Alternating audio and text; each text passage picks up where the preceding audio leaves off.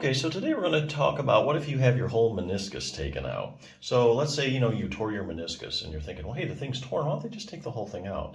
Why not just remove it? Well, believe it or not, this used to actually be the thing to do. And you have to admit there's some logic there. It's torn, so let's just get rid of it. So it doesn't cause any more problems. So this procedure, taking the whole meniscus out, is called a total meniscectomy. Decades ago, it used to be the gold standard treatment, simply because the meniscus was just considered to be a functionless remnant left over from birth. And so it was. Total meniscectomy remained the go-to surgical treatment for the torn meniscus for years. But then things started to change. Why?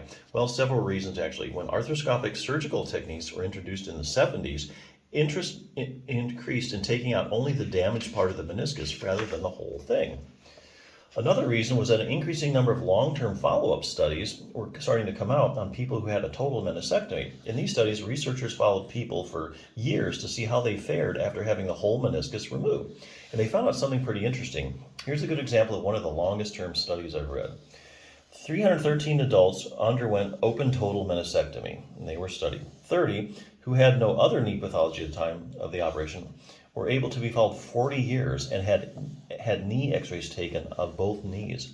The incidence of arthritis in operated knees was found to be 77%. Okay, so when they took out the whole thing, our incidence of arthritis was 77% compared to 18% in the non-operated knees.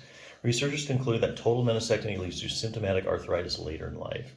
So because of an abundance of these kinds of studies being published, all showing very similar results, the medical community was now beginning to see that apparently the meniscus was pretty important to the knee's functioning, because when you take it out, knees have a tendency to become arthritic much earlier than expected. So that's according to the literature.